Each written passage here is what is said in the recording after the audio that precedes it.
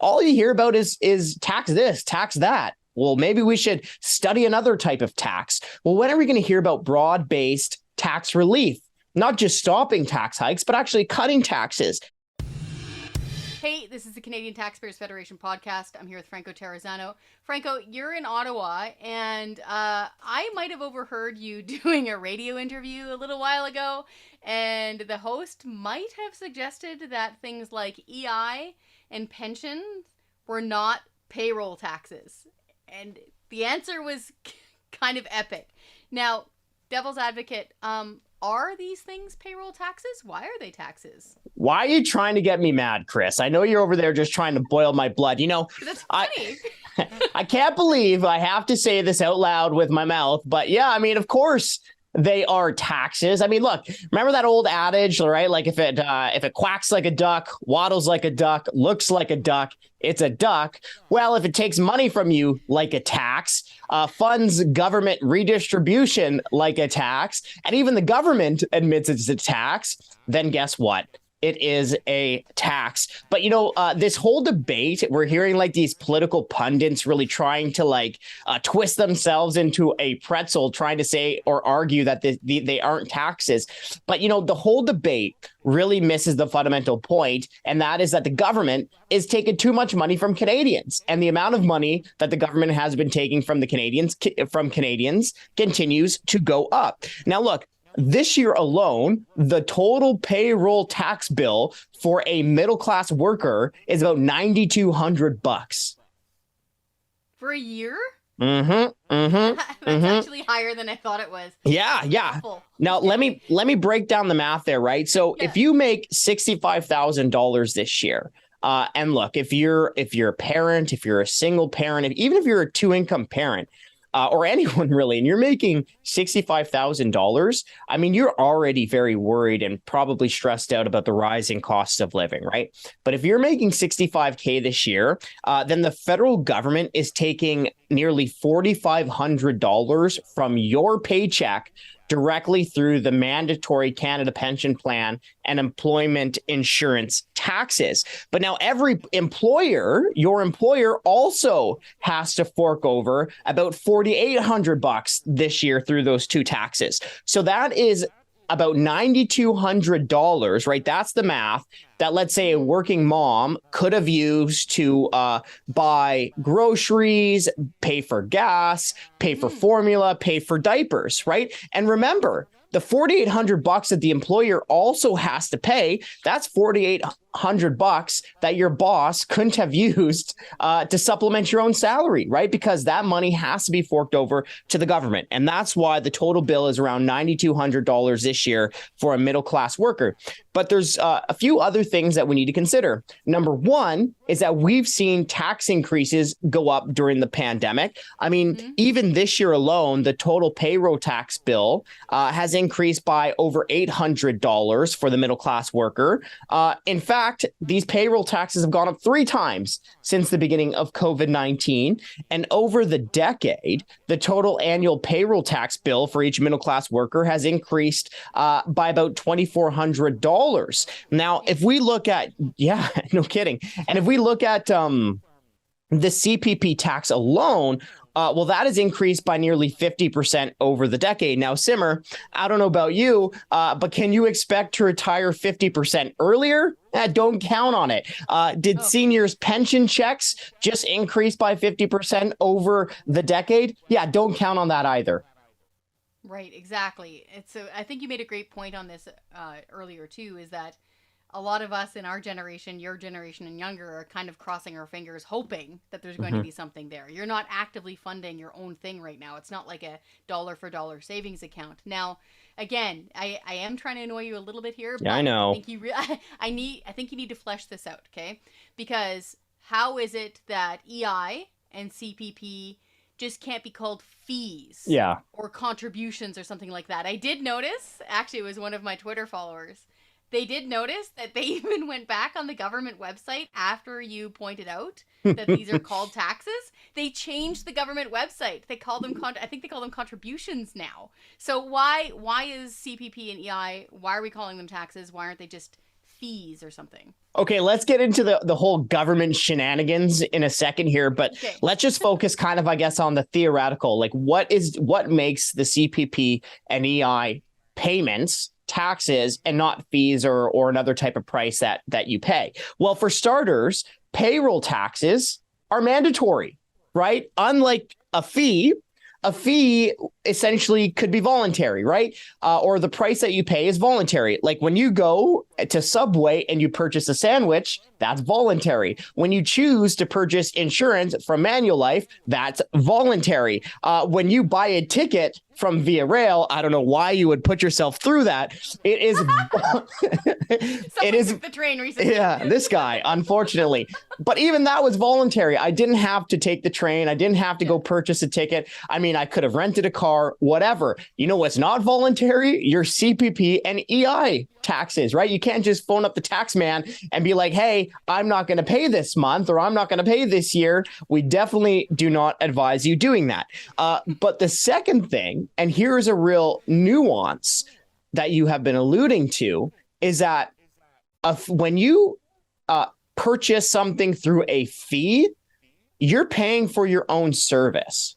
Okay, so for example, when you go to a passport office, again, I don't know why you would want to put yourself through that, but when you go to a passport office, you pay $160 for the service of renewing your passport.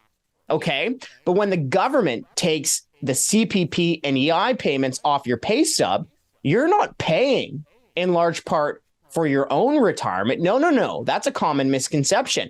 Through CPP, you're largely funding someone else's retirement. And then if you're so lucky in decades from now to be able to get the CPP to fund your own retirement, that's not your dollars that you paid into it. No, that's money coming from younger generations.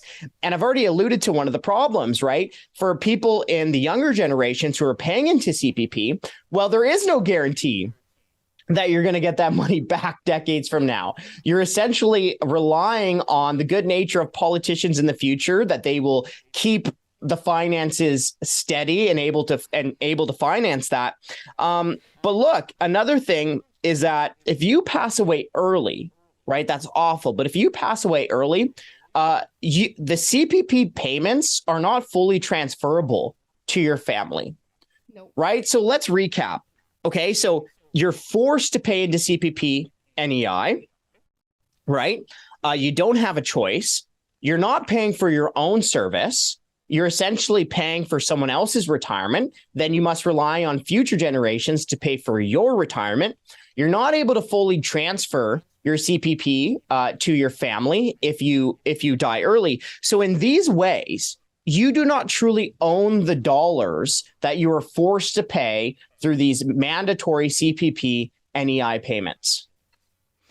And until very recently, and I mean like a couple days ago, the government itself on its own website referred to these things as taxes. Like, okay, number one, just for our listeners, I think most of us realize, especially you and me, Franco, because we talk all the time, this is really arguing about angels on the head of a pin. Yeah. Right? Like, who cares, right? But the reason why we need to pound this home is that, especially Franco, you're in the arena right now. You are right in the middle of the Ottawa bubble. You're right there at the press gallery. You watch Question Period every day.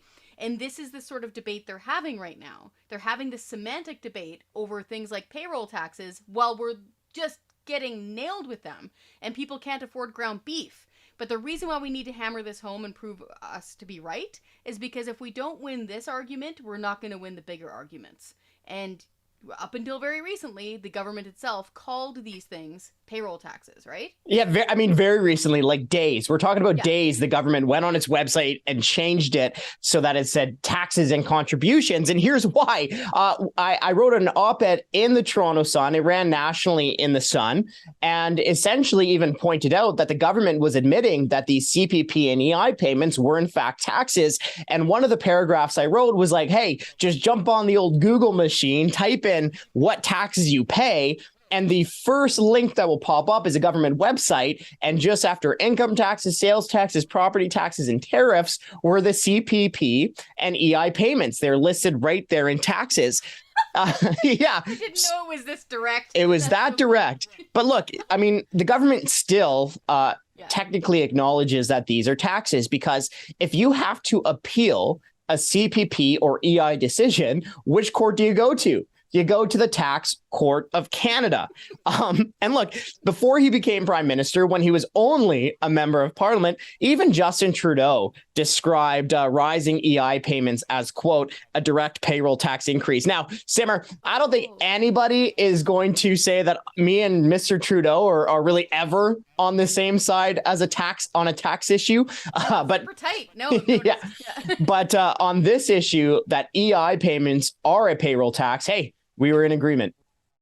Now, I'm personally like loathing to ask you this next question because I don't really want to know the answer, because my retirement plan is basically like, I don't know, living in a really nice RV down by the river or something, while being a Walmart greeter. But yeah, you and my mom.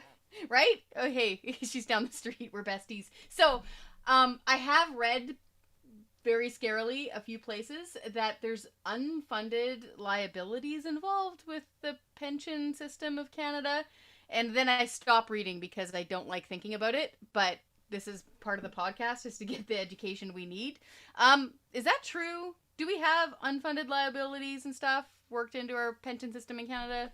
Yeah, I mean, it's essentially like a big old Ponzi scheme here, right? And it really kind of boils down to the point that I made earlier, is that when you pay into it, it's not like the money is going into a savings account for you in the future. Now, some countries like Australia have that type of model, but that's not what happens here in Canada, right? You're paying into this, which is going largely to fund someone else's retirement. And then you're hoping that we have future taxpayers who will be able to fund your golden years. So the last number that I saw on this was from the end of 2015. So the numbers are probably slightly different, but mostly only slightly different is what I would assume. Now, it was from the government's own Office of the Superintendent of Financial Institutions of Canada report. Now, if that's not a bureaucratic tongue twister, I don't know what is. But at the end of 2015, the unfunded liabilities, according to the government report of the CPP, were $884 billion. Whoa. Now, what that means is that it'll need to take hundreds of billions of dollars from new taxpayers to pay the benefits promised to its current members. Now, if that doesn't sound like a Ponzi scheme, well, I'm not sure what would sound like a Ponzi scheme if that's not it. Now, look, I think with these kinds of issues that we've been talking about throughout the whole podcast, I think we do have to talk about reforms here. I think we do have to have an adult conversation about it. But of course, it is important to remember that, look, any change to the CPP won't and really can't happen overnight with like the flick of a wand, right? So if you paid into the CPP and you're nearing retirement or you are retired, of course you should get the money that you paid into. And I don't think there's any politician who would really say otherwise, right? But it is important to have the conversation and to acknowledge that we do need reform over time. But also too, I mean, we've seen governments make some reforms to pensions successfully to deal with unfunded liabilities. Now, it's a little bit different, but the principle could still apply. Back in the 70s, the government of Saskatchewan started reforming its pensions. Essentially, it said anyone who is a current employee of the province, you'll get the pension that you were promised, but any new employees coming in would get like an RSP matching style pension. So there's those type of reforms that can be made. I mentioned Australia as well. So for future taxpayers, you could have something like the Australian model, where essentially you're putting money into your own savings account rather than into this pool of money that the CPP does. But look, the key point really when it comes to reform is that a conversation about reform is needed, that reform won't happen overnight. And I think that there are smart people out there that can figure out good ways to make meaningful reform. Well, I hope so, because that number you gave is pretty frightening. And again, it is tough out there. Every time I'm getting ready to go grocery shopping for our big weekend trip type thing, of loading up the fridge. And every time I'm out there now, people are actually talking in the grocery aisle, and they don't usually do that. Folks are really struggling. Mhm. Where your roast of beef used to be around, I used to be able to get one for about $20, $22. Typically, they're around $40 now. You Hmm. can still get some sales in there, but people are finding it tough. And I Yeah. just wanted to stress to people, like, we know that this is a semantic debate, but if we don't win this fight over the words, we're not going to win the bigger fights. And I think it's really important for the folks at the House of Commons to realize this, that they need to quit debating over these things and just quit taxing people so much and give them some relief. Yeah. I mean, look, I don't know, man. Like, even me, like, I don't really care if we call it a fee or a contribution or a levy or a tax. What I care about is that so many people who are struggling right now, and the government's just taking way too much money from Canadians who are just doing everything right, working hard and trying to support themselves, their families, and their communities. I mean, look, like the payroll tax for each middle class worker is costing the employee and the employer $9,200 this year. Okay, but the second little thing that we also have to remember, not just the amount of money that's directly coming out of our paychecks from payroll tax hikes, but the second thing we have to remember is this isn't the only tax that is going up. Carbon taxes up, these payroll taxes up, and simmer. If that drives you to drink your favorite boxed wine, well, you're paying more money there because alcohol taxes are going up as well. And, I hear from so many people that are worried about the NDP Liberal coalition because the NDP ran on their last election platform to essentially raise every tax under the sun. So it seems like whenever you tune into the House of Commons question period and you hear the government and members of parliament talking, all you hear about is tax this, tax that. Well, maybe we should study another type of tax. Well, when are we going to hear about broad-based tax relief? Not just stopping tax hikes, but actually cutting taxes. And, we just put out a report, Chris, and we found 51 other national governments that are cutting taxes. So Ottawa is raising our tax bill at the worst possible time, while other countries are showing that it is possible to provide their citizens with meaningful tax relief. Well said, sir. Yeah, folks, if you're listening to this and you're getting super frustrated, we just want to give you hope. For every one email or phone call an MP gets, they assume about 100 other people feel the same way. Email them, phone them. Don't just go after the Prime Minister, go after the individual MPs, because then they start getting heat from their constituents and they start worrying about their own jobs. They're not going to get that vote next time. And they suddenly wake up and pay attention. They bring it up in caucus, and that's how you make change in Ottawa. Franco, thanks for fighting the good fight.